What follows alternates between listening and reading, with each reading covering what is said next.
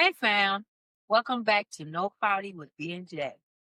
Today we're stepping into a race that may not be on everybody's ballot, but it affects everybody's life, whether you live in District 7 or not. Because when somebody gets elected to Congress, they don't just vote for their district. They vote on SNAP, health care, veterans benefits, children's programs, housing, immigration, Social Security, everything that hits your household. So today we're not doing a surface talk. We're doing a full, deep dive who these candidates are, what they've done, what they stand on, who they walk with, who they answer to, and at the end, we'll tell you what we conclude. No party, no spin, no shortcuts. Just B&J bringing you the truth. Let's clear this up right now. Some folks in Sumner County are saying, this ain't our district, this ain't our race. But listen, that don't matter. This race hits your pockets regardless. When these people get to Congress, they vote on federal laws that touch every Tennessee household. So even if their names are not on your ballot, they still vote on your SNAP, your health care, your taxes, and your rights. Representation don't stop at the county lines. Your life is tied to who sits in those seats.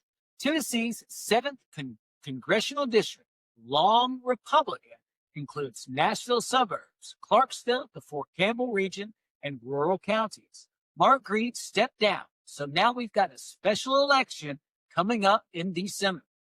The two major candidates, Aftyn Behn, state representative, social worker, and activist. And we have Matt Van Epps. He's a West Point grad, decorated helicopter pilot, a former commissioner under Governor Bill D. Okay, so Aftyn Behn was born in Knoxville in 1989. She attended the Webb School of Knoxville. She earned a bachelor's degree in psychology and a master's degree in social work, specializing in administration and policy from the University of Texas at Austin. Before running for office, she worked as a healthcare community organizer at the Tennessee Justice Center. She was helping low-income families get Medicaid, TennCare, appeal medical denials, and navigate the system. Real community work. She became the lead organizer of Enough is Enough Tennessee, pushing the expulsion of a legislator accused of sexually assaulting minors. She worked with the Indivisible Tennessee, protested Governor Lee's decisions, camped at the Capitol, and was removed from the gallery while protesting after the Covenant School shooting. Behn introduced legislation to repeal Tennessee's grocery sales tax while closing corporate loopholes to replace the revenue. She filed a lawsuit challenging a Tennessee law that restricted speech related to abortion, and a federal judge temporarily blocked. She sponsored legislation to organize the Equal Rights Amendment for Tennessee. And she partnered with a Republican, Todd Warner, to reform harassment investigation procedures in the legislature. She also pushed for gun safety reforms after the Covenant School shooting. She's held multiple, and I mean multiple town halls, including right here in Sumner County. She had one, and even held a church town hall where Congressman Jasmine Crockett showed up. That says a lot about her willingness to face the people. Now let's talk about Van Epps. Van Epps graduated from the United States Military Academy at West Point. He's a decorated combat Black Hawk helicopter pilot and a lieutenant colonel in the Tennessee Army National Guard.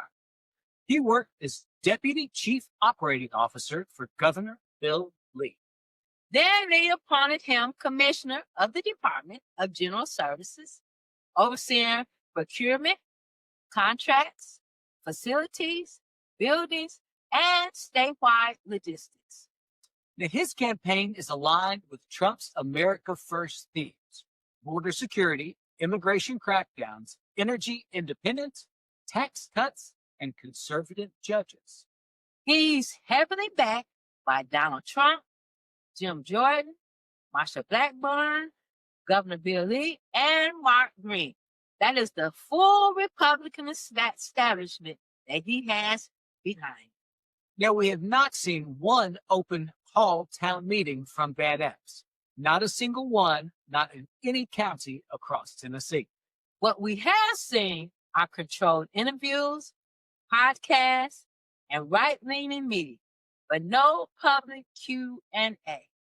Now, here are 3 things to look at and consider. A recorder shows a call where Trump joins in, and Van Epps pledges 100% loyalty. There's a formal military complaint about him wearing uniform in campaign ads, raising questions about ethics and inappropriate use of military imagery. And there are unverified but circulating posts from a woman claiming to be his ex-wife, saying he was emotionally abusive and robotic in his political ideology. Not confirmed by mainstream media, but it's publicly circulating. All right, Brenda, now it's time to break it down category by category. Okay, let's do it. Behn, she's a social worker, healthcare advocate, and a protest leader. Van Epps, he's a military officer, he's a state administrator, and Trump-aligned candidate. Behn supports the immediate release of the Epstein files. Van Epps, he wants a slow, controlled release. Okay? Behn has multiple town halls, church meetings, mixed community rooms. Van Epps, controlled interviews, no open Q&A spaces.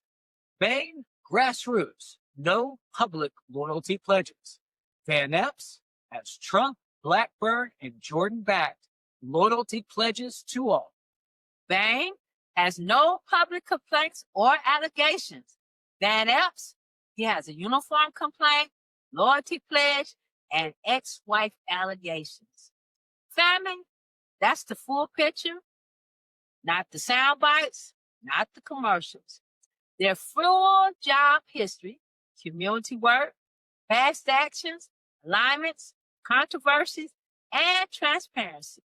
We watched who stood with the community and who stood with the machine, who answered to the people and who answered to their bosses looking upward.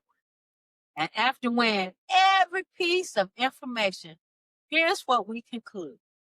We're not telling you who to vote for. We're just telling you what we saw.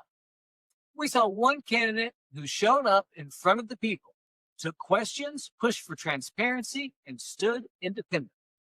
And we saw another candidate aligned heavily with national figures, pledging loyalty, moved through controlled spaces, and avoided open town halls. So, family, take what we've shared, talk with your community, and make the decisions that protect your future, your wallet, and the people you love. Make sure you're registered. Make sure your people are registered. If you can vote, then vote. If you can't vote, about 5 who. We'll get you on the other side.